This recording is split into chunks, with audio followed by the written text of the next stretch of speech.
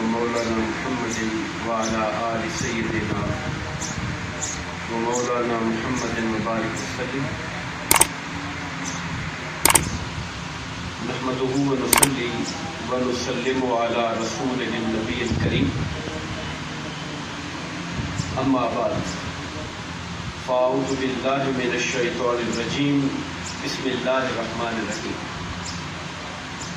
شہر رمضان الذی انزل فیہ القرآن صدق اللہ مولانا العظیم وبلغنا رسولہ النبی الکریم۔ محترم و مکرم قابل صد احترام سامعین احتشام، اللہ تبارک و تعالیٰ کا کروڑہا مرتبہ فضل و احسان ہے اور اس کے حبیب کریم ہمارے آقا و مولا حضور سرور عالم صلی اللہ علیہ وآلہ وسلم کے نالین پاک کی خیرات ہے کہ اللہ تبارک و تعالیٰ نے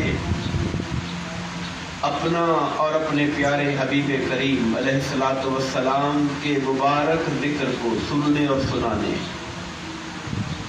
دین اسلام کی تعلیمات کو سمجھنے اور نماز جمعہ کو ادا کرنے کی توفیق بخشی۔ دعا فرمائیں باری تعالیٰ ہماری اس حاضری کو اپنی بارگاہ میں شرف قبولیت عطا فرمائے۔ آپ جانتے ہیں کہ اگلے جمعۃ المبارک پر انشاءاللہ بشرط زندگی ہم ماہ رمضان کی پرکیف فضاؤں کے اندر ہوں گے۔ ماہ رمضان اللہ تعالیٰ کی بارگاہ میں بڑا محترم مہینہ ہے، بڑا مکرم مہینہ ہے، اور ہمارے آقا کریم علیہ الصلوۃ والسلام کو ماہ رمضان سے بہت محبت تھی، اور جب ماہ رمضان قریب ہوتا، شعبان کے آخری دن ہوتے، ایک روایت میں آتا ہے، مصنف ابن ابی شیبہ کی حدیث پاک ہے، سرکار نے صحابہ کرام کو متوجہ کرنے کے لیے فرمایا۔ سرکار کا آپ کبھی غور فرمایا کریں کہ ہمارے آقا کریم علیہ الصلوۃ والسلام کا انداز گفتگو کیا تھا۔ اب ہم چونکہ ہلکے پھلکے سے طالب علم ہیں دین کے، اور منبر پر بیٹھنے کا موقع ملتا ہے بات کرنے کا، تو پھر جب ہم سرکار کا انداز پڑھتے ہیں تو حیران ہو جاتے ہیں کہ دنیا کائنات کے اندر سکھانے کا اس سے بہتر انداز نہیں دیکھا کسی نے جو میرے آقا نے عطا فرمایا ہے۔ اب یہ سوال سنیں، سرکار نے فرمایا ما تستقبلون، لوگوں تمہیں پتا ہے کہ تم کس کا استقبال کرنے والے ہو؟ یہ سوال سرکار نے صحابہ کرام سے فرمایا۔ ما تستقبلون، جانتے ہو تم کس کا استقبال کرنے والے ہو؟ ماذا یستقبلکم، اور کون سی چیز تمہارا استقبال کرنے والی ہے؟ یہ سوال آقا نے پوچھا۔ اب صحابہ کرام حیران ہیں کہ یہ کس کا تذکرہ ہو رہا ہے، کس کی بات شروع ہو رہی ہے؟ سرکار پوچھ رہے ہیں جانتے ہو تم کس کا استقبال کرنے والے ہو، اور جانتے ہو کون تمہارا استقبال کرنے والا ہے؟ حضرت عمر فاروق رضی اللہ تعالیٰ عنہ سرکار کی بارگاہ میں بات کرنے کی ہمت رکھتے تھے۔ عرض کی یا رسول اللہ کیا کوئی وحی اترنے والی ہے؟ یا رسول اللہ یا کوئی دشمن حملہ آور ہونے والا ہے؟ چونکہ حالات ایسے تھے کہ ہر وقت دھڑکا لگا رہتا تھا کہ کب کوئی دشمن کا حملہ آور ہو جائے۔ جب کوئی ایسی بات ہوتی تھی تو صحابہ کے ذہن میں پہلے یہی آتا تھا کہ کوئی حملہ تو نہیں ہونے والا۔ تو عمر فاروق رضی اللہ تعالیٰ عنہ کا یہی پہلا رسپانس تھا کہ یہ جو آقا فرما رہے ہیں کہ تم کس کا استقبال کرنے والے ہو، کون تمہارا استقبال کرنے والا ہے؟ آقا کوئی دشمن تو نہیں آ رہا؟ فرمایا نہیں عمر، ایسی کوئی بات نہیں ہے، تم استقبال کرنے والے ہو اس ماہ کا جسے رمضان کہا جاتا ہے، اور رمضان اپنی رحمتوں کے ساتھ تمہارا استقبال کرنے والا ہے۔ فرمایا وہ مہینہ آ رہا ہے جس کی پہلی رات ہی اللہ تعالیٰ تمام اہل قبلہ کو معاف فرما دیتا ہے۔ تمام اہل قبلہ کو، یعنی جو خانہ کعبہ کی طرف منہ کر کے نماز پڑھنے والے لوگ ہیں، رمضان ایسی عظیم رات ہے اور اللہ کی رحمت ایسی ڈھاٹے مارتی ہے اس مہد میں کہ رب کائنات پہلی رات ہی اہل قبلہ کی مغفرت کا اعلان فرما دیتا ہے۔ اور ہمارے آقا کریم علیہ الصلوۃ والسلام کو رمضان کو پانے کی، رمضان میں رہنے کی، رمضان میں جینے کی، رمضان کے لمحات کو محسوس کرنے کا اتنا شوق ہوتا تھا کہ ابھی 2 مہینے پہلے رجب کا مہینہ ہوتا تھا، سرکار دعائیں شروع کر دیتے تھے، اے اللہ ہمارے رجب و شعبان میں برکت دے، ہمیں رمضان تک پہنچا دے، ہمیں رمضان تک پہنچا دے۔ اس انداز سے سرکار کا یہ جو شوق ہے، یہ جو آقا کے دل میں چاہت ہے رمضان کے لیے، اسے فیل کرنے کی ضرورت ہے۔ بات چیزیں وہ ہوتی ہیں انسان سرسری گزر جاتا ہے، سرسری نہ گزرے، میرے آقا کے الفاظ پہ غور کریں کہ سرکار کے دل میں کتنی تڑپ، کتنی طلب، کتنی خواہش اور کتنا شوق پایا جاتا تھا اس بات کا۔ دعا کے الفاظ پھر دہراتا ہوں، اے اللہ ہمارے رجب و شعبان میں برکت دے، وبلغنا رمضان، ہمیں رمضان تک پہنچا دے، رمضان ہمیں مل جائے، ہمیں رمضان تک پہنچا دے۔ 29 شعبان کو ایک موقع پر سرکار نے صحابہ کرام سے خطاب کیا۔ تاریخ کون سی تھی؟ 29 شعبان، جس کے بعد امکان ہوتا ہے کہ شاید کل روزہ ہو جائے، کل نہیں تو پرسوں تو پکا ہی ہوگا۔ حدیث پاک کے راوی ہیں حضرت سلیمان فارسی رضی اللہ تعالیٰ عنہ۔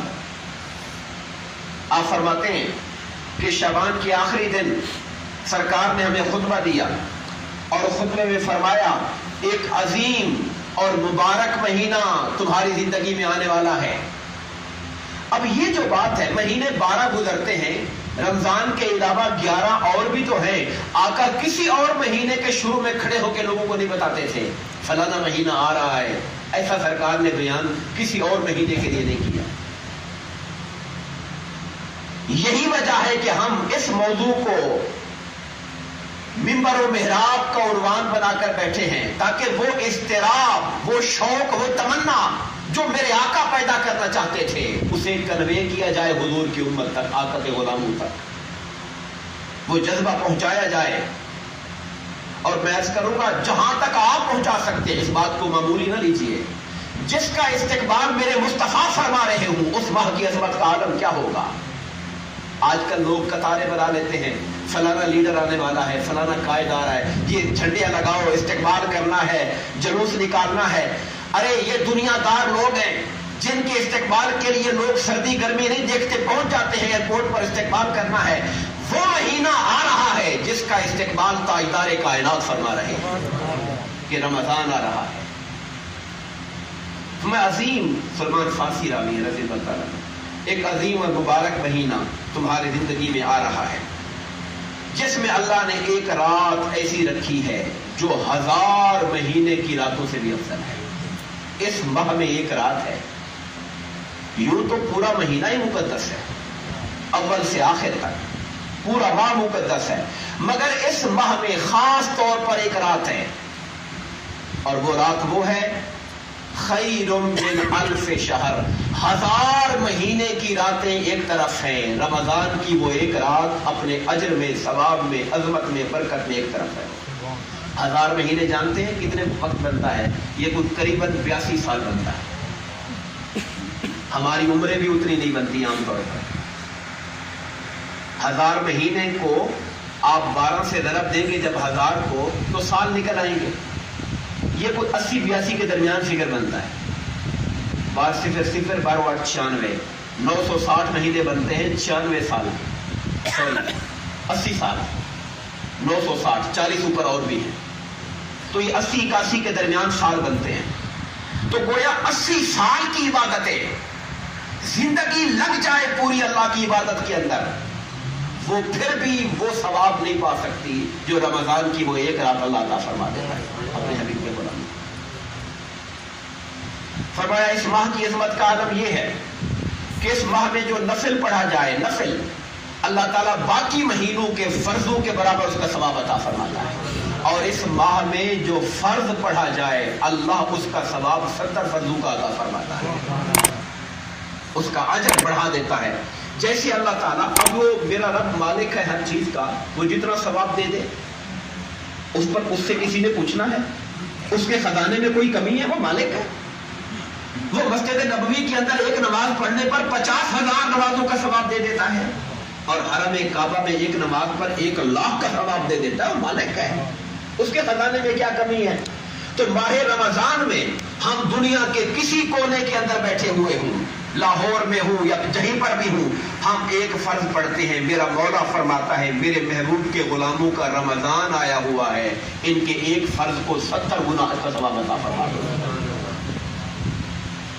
آقا نے فرمایا یہ رمضان صبر کا مہینہ ہے، یہ صبر کی ٹریننگ کا مہینہ ہے. اس میں صبر کی ٹریننگ ہے. بھوک لگی ہے مگر کھانا نہیں کھانا، کھانا ہے بھی صحیح، گھر میں رکھا بھی ہوا ہے پھر بھی نہیں کھانا. پیاس لگی ہے، پانی موجود ہے، دیکھنے والا بھی کوئی نہیں ہے مگر پھر بھی نہیں پینا ہم نے. یہ ٹریننگ ہے ہماری صبر کی. عام طور پہ ٹریننگ یہ ورکشاپ ہوتی ہے 15 دن کی، 20 دن کی، مہینے کی، تاکہ پھر اگلا جو ٹائم آنے والا ہے وہ ٹریننگ آگے 11 مہینے کا آتی رہے، صبر سیکھ جائے انسان.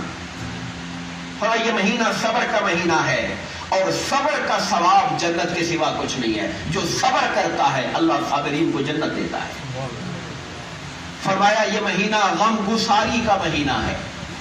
غم گساری کا مہینہ کیوں؟ کہ بندے کو اپنے بھوکے پیاسے رہنے سے غرباء اور فقراء کی بھوک پیاس کا احساس ہوتا ہے. جو انسان کبھی بھوکا نہ رہا ہو اسے کیا پتا بھوکے کو تکلیف کیا ہوتی ہے. جو انسان کبھی پیاس سے، جس کا گلا خشک نہ ہوا ہو، اسے کیا پتا پیاس ہوتی کیا چیز ہے. تو اللہ تعالیٰ یہ ٹریننگ سے گزارتا ہے تاکہ معاشرے کے اندر ہر بندہ ہماری طرح کھاتا پیتا نہیں ہے. کئی بہت کمزور لوگ ہیں، کئیوں کے گھر میں فاقے آ جاتے ہیں، کئیوں کے گھر میں ایک ٹائم کا ہوتا ہے دوسرے کا نہیں ہوتا، کئیوں کے گھر میں بچے پیٹ بھر کے نہیں کھا سکتے، گزارا کر لیتے ہیں، بھائی روٹی کھا لو سارے. فرمایا غم گساری کا مہینہ ہے، لوگوں کے دکھ اور درد کے احساس کرنے کا مہینہ ہے. پھر میرے آقا نے فرمایا یہ وہ مہینہ ہے جس میں اللہ تعالیٰ رزق میں اضافہ کر دیتا ہے. آپ دیکھیے گا اس کی عملی شکل نظر آئے گی، آپ کو اس کی عملی شکل نظر آئے گی. ماہ رمضان میں رزق میں برکت ہو جاتی ہے. پھر فرمایا یہ وہ ماہ ہے جس میں اللہ تبارک و تعالی روزہ رکھنے والوں کا اجر تو اپنی جگہ پر ہے، جو کسی کو روزہ کھلواتا ہے اللہ اس کے بھی گناہ معاف فرما دیتا ہے، جہنم سے آزادی دے دیتا ہے، اور روزہ کھلوانے والے کو بھی وہ ثواب دیتا ہے جو روزہ رکھنے والے کو اللہ عطا فرماتا ہے. فرمایا رمضان کی راتوں میں فرشتے اس کے لیے استغفار کرتے ہیں. کس کے لیے؟ جو لوگوں کی روزہ کھلواتا ہے. کہتے ہیں یا اللہ یہ تیرے بندوں کی عزت کرتا ہے، میرے مالک تو اس کے گناہوں کو معاف فرما دے. فرشتے رمضان کی راتوں میں اس کے لیے دعا کرتے ہیں.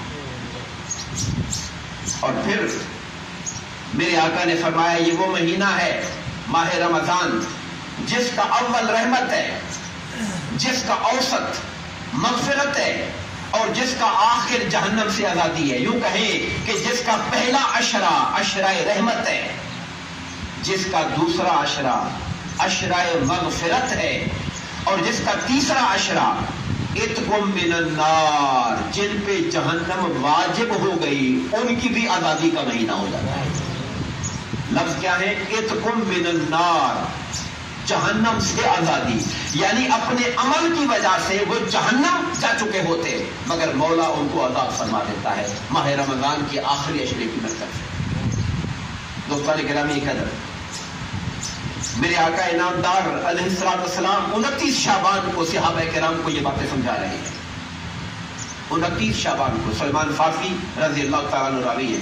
فرمایا جس کو اللہ تعالیٰ نے مالدار بنایا، صاحب جائیداد بنایا، بزنس مین بنایا، اور جو اتنا اللہ نے دیا کہ اپنے پاس اس نے ملازم رکھے ہوئے ہیں، اس کے کام کرنے والے لوگ ہیں اس کے نیچے، اسے چاہیے ماہ رمضان میں، رمضان کے احترام میں اور روزہ رکھنے والوں کی قدر میں ان کی ٹائمنگ میں کمی کرے، تاکہ روزہ رکھنے والے اللہ کی عبادت کر رہے ہیں ان کا احترام ہو اور ان کی مشقت کم ہو جائے. 8 گھنٹے ڈیوٹی کرتے ہیں تو چلو 6 گھنٹے کر دیا جائے، 2 گھنٹے کی تخفیف ہو جائے. فرمایا جو شخص اپنے خادم سے کام میں تخفیف کر لیتا ہے، ہلکا کر دیتا ہے اس کی ڈیوٹی کو، اللہ تعالیٰ اس کے بھی گناہ معاف فرما دیتا ہے اور جہنم سے آزادی دیتا ہے۔ اور آخری بات یہ فرمائی اس حدیث پاک میں، فرمایا اس ماہ کے اندر لوگوں 4 خصلتیں جمع کر لو۔ اب یہ کرنے والا کام ہے، ورک ٹو ڈو، کرنا کیا ہے۔ رمضان کا روزہ تو اپنی جگہ ہے، میں آگے چل کے ڈسکس کروں گا کہ ماہ رمضان میں ہمارے آقا کریم علیہ الصلوۃ والسلام کے معمولات کیا ہوتے تھے، حضور کیا کرتے تھے، اس پر میں آخر میں بات کرتا ہوں، تاکہ وہ لوگ جو آقا کی سنت کی پیروی کرنے کا شوق رکھتے ہیں انہیں معلوم ہو کہ اس ماہ کو آقا کیسے گزارا کرتے تھے۔ تو اس حدیث پاک میں فرمایا اپنے اندر 4 خصلتیں جمع کر لو، 2 سے رب کو راضی کرو، اور 2 ایسی ہیں جن کے بغیر تمہیں چارہ نہیں ہے تو چاروں کی چاروں ہمارے لیے، مگر کہا 2 سے رب کو راضی کرو، اور 2 وہ ہیں جن کے بغیر تمہارا چارہ نہیں۔ رب سے کس کو راضی کرو؟ کہا کلمہ شہادت کی کثرت کیا کرو اور استغفار کی کثرت کیا کرو اس مہینے کے اندر، یعنی کلمہ طیبہ لا الہ الا اللہ محمد رسول اللہ، اور استغفار استغفر اللہ ربی، اتنا لفظ بھی اگر اور بڑا نہیں آتا تو اتنا بھی چل جاتا ہے، استغفر اللہ ربی من کل ذنب واتوب الیہ۔ استغفار کے بہت سے کلمات ہیں، مگر جو آپ کو اللہ نے آسانی سے جس کی توفیق دی، فرمایا اور وہ جن کے بغیر تمہارا چارہ نہیں، اللہ سے اس ماہ میں جنت کا سوال کیا کرو اور جہنم سے پناہ مانگا کرو۔ یہ مہینہ جنت کو سوال کرنے کا مہینہ ہے، یہ جہنم سے پناہ مانگنے کا مہینہ ہے۔ دوستان گرامی یہ قدر، اب میں آتا ہوں اس طرف کہ حضور نبی کریم علیہ الصلوۃ والسلام کے معمولات مبارک اس ماہ کے اندر کیا ہوتے تھے، تاکہ ہمارے سامنے ایک رہنمائی آئے کہ اس ماہ کو کیسے گزارا جائے۔ سب سے پہلی بات، اس ماہ کا جو سب سے بڑا وظیفہ ہے وہ تو خود ماہ رمضان کے روزے رکھنا ہے۔ سب سے بڑا کام تو یہ ہے، سب سے بڑا کام تو یہ ہے جس کام کے لیے روز یا ایھا الذین آمنوا کتب علیکم الصیام، اے ایمان والو تم پر روزے فرض کر دیے گئے، کما کتب علی الذین من قبلکم، جیسا کہ تم سے پہلے والے لوگوں پر فرض تھے، لعلکم تتقون، کیوں فرض کیے؟ تاکہ روزہ تمہارے اندر تقوی پیدا کرنے والا بن جائے، تمہارے دل میں تقوی آ جائے روزے رکھنے کی وجہ سے۔ اور میرے آقا نے فرمایا من صام رمضان ایمانا و احتسابا قد غفر له ما تقدم من ذنبه، جس نے ماہ رمضان کے روزے کو ثواب کی نیت سے اللہ کو راضی کرنے کے لیے رکھا، اللہ تعالیٰ اس کی زندگی کے پچھلے گناہ معاف فرما دیتا ہے۔ من قام رمضان ایمانا و احتسابا غفر له ما تقدم من ذنبه، جس نے رمضان کی راتوں میں قیام کیا یعنی تراویح میں قرآن سنا، اللہ تعالیٰ اس کے بھی گناہ معاف فرما دیتا ہے۔ تو ماہ رمضان میں آقا کا جو پہلا معمول تھا اور وہ فرض تھا ہر ایک پر، وہ ماہ رمضان کے روزے تھے، بلکہ رمضان کے روزوں کی ٹریننگ کے لیے ہمارے آقا شعبان سے روزے شروع کر دیتے تھے۔ حدیث پاک میں آتا ہے 11 مہینوں میں سے آقا رمضان کو چھوڑتا ہے، کسی اور مہینے میں اتنے روزے میرے آقا نہیں رکھتے تھے جتنے روزے شعبان میں رکھا کرتے تھے، صرف رمضان کی ٹریننگ کے لیے تاکہ ہم تیار ہو جائیں، مگر شعبان کے آخری دنوں میں چھوڑ دیتے تھے، شعبان کے جو آخری 2-3 دن ہیں چھوڑ دیتے تھے تاکہ بندہ پھر نئی طاقت کے ساتھ رمضان میں داخل ہو۔ سنت میں بتا رہا ہوں۔ دوسری چیز ماہ رمضان میں میرے آقا کے جو معمولات تھے وہ رات کی نماز، جس کو قیام اللیل کہتے ہیں اور جس کو ہم آج کم از کم اس کا حصہ تراویح کہتے ہیں۔ تراویح 3 دن، میں تھوڑی سی وضاحت کر دیتا ہوں تاکہ کسی کے ذہن میں یہ سوال نہ آئے۔ میرے آقا کریم علیہ الصلوۃ والسلام نے 3 دن تراویح خود پڑھائی، اپنی امامت میں سرکار نے خود تراویح پڑھائی 3 دن۔ چوتھے دن مسجد لبالب بھری ہوئی تھی مگر سرکار تشریف نہیں لائے، صحابہ کرام انتظار کرتے رہے اور پھر اپنی اپنی نماز پڑھ کے چلے گئے۔ اگلے دن آقا نے پوچھا کہ تم نے سوچا ہوگا کہ میں کیوں نہیں آیا، تمہارے دل میں خیال آیا ہوگا کہ 3 دن پڑھائی ہے، آج رات ساری مسجد بھری ہوئی تھی اور میرے آقا تشریف نہیں لائے۔ فرمایا میں اس لیے نہیں آیا کہ اگر میں روٹین سے پورا مہینہ پڑھاتا رہتا، مجھے ڈر تھا کہیں اللہ تم پر تراویح کو فرض ہی نہ کر دے، اللہ کی شان رحمت دیکھے، امت سے پیار دیکھے میرے آقا کا، امت کی تکلیف کا مصطفیٰ کو کتنا احساس ہے. فرمایا مجھے یہ ڈر لگا کہیں اللہ مجھے ہر روز نماز پڑھاتا دیکھ کر کہیں فرض ہی نہ کر دے کہ اے مصطفیٰ کے غلاموں، میرے محبوب نے 30 تراویحاں پڑھی ہیں پورے ماہ رمضان کے اندر، تم بھی زندگی بھر پڑھنا. اگر اللہ فرض کر دیتا 20 رکعتیں اور تمہارے لیے پڑھنا مشکل ہو جاتا، تم گناہگار ہو جاتے. میں نے سوچا میں ہی چھوڑ دیتا ہوں جماعت کو تاکہ تمہارے لیے فرض نہ ہو جائے. آقا ایک کام ایک دن کر لے سنت ہو جاتا ہے، میرے مصطفیٰ ایک کام 1 منٹ کے لیے کر لیں وہ سنت ہو جاتا ہے. اب تراویح کی نیت کرتے تو سنت تراویح نیت کرتے ہیں نا، ہے یہ نفل نہیں ہے، سنت ہے. چونکہ سرکار نے 3 دن پڑھ لیا تب بھی سنت ہے. پھر عمر فاروق رضی اللہ تعالیٰ کا زمانہ آیا تو آپ نے لوگوں کے ذوق و شوق کو اور بڑھانے کے لیے امام مقرر کیا اور تراویح شروع کروا دی. چونکہ اب وحی تو نہیں اتر رہی تھی، وحی تو حضور پہ اترتی تھی. جب آقا نے پردہ کر لیا اب نئے کام فرض نہیں ہو سکتے تھے، تو اس لیے پھر تراویح کا آغاز باقاعدہ باجماعت شروع کیا گیا تاکہ یہ سنت تراویح پڑھی جاتی رہے. اگر کسی سے کوتاہی ہو جائے تو فرض چھوڑنے کا نقصان اس کو نہ ہو اور فرض چھوڑنے کا گناہ اس کو نہ ہو. دوستان گرامی یہ قدر. تو دوسری بات رمضان کے اندر اگر آپ آقا کریم علیہ الصلوۃ والسلام کے معمولات جاننا چاہ رہے ہیں تو سن لیجئے. میرے آقا رات کی نماز کا انتظام کرتے تھے اور ہمارے لیے وہ تراویح کی شکل میں ہے. تراویح جمع ہے، اس کا واحد ہے ترویحہ. ترویحہ یہ نکلا ہے راحت سے کہ ہر 4 رکعت کے بعد تھوڑا آرام کرو اور پھر 4 رکعتیں، پھر تھوڑا آرام کرو پھر 4 رکعتیں. اصل میں تراویح یہ ہے. لیکن ہم لوگ 15ویں صدی کے بڑے جلدی میں لوگ ہوتے ہیں، ہمارے پاس ٹائم ہوتا نہیں.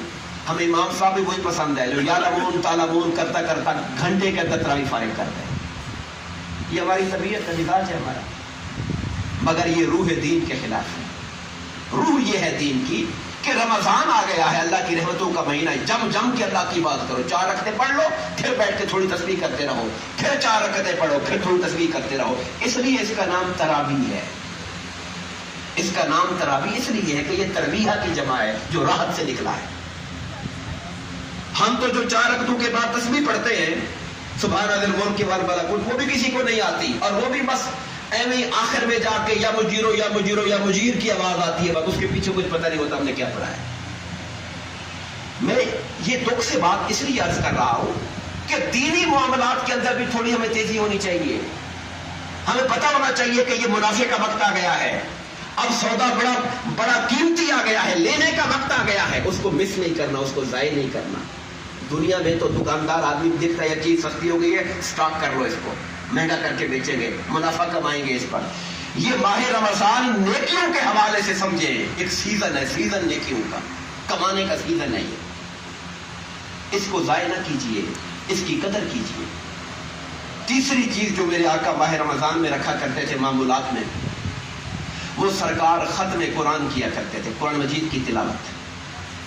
کم سے کم ہمارے لیے یہ ہے کہ ہم اتنا قرآن ضرور پڑھیں کہ ایک مرتبہ سارے قرآن سے گزر جایا جائے، پڑھ لیا جائے. اور جب میں لفظ گزر جانا کہہ رہا ہوں، میری مراد اس سے یہ ہے اللہ تعالیٰ آپ کو توفیق دے، مجھے بھی توفیق دے، ہم سب کو توفیق دے. کم از کم جس کو اللہ نے قرآن اردو پڑھنے کی سمجھنے کی طاقت دی ہے وہ قرآن کو ترجمے سے گزارے پورے مہینے کے اندر. میں یہ بات بلا شک و شبہ کہنا چاہتا ہوں.